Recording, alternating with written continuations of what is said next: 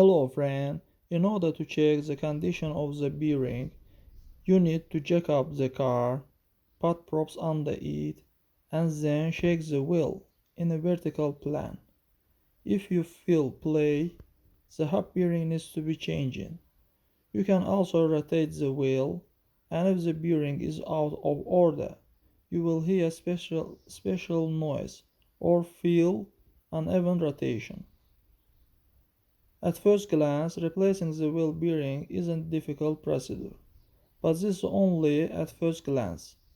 Suffice it to say that two of the four causes of premature wheel bearing wear due to error during installation.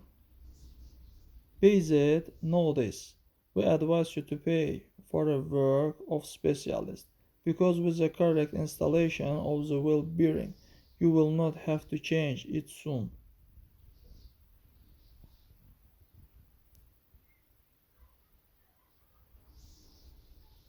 That's all guys. Subscribe to our channel, put like, and don't forget to put a bell so as not miss new video on the channel.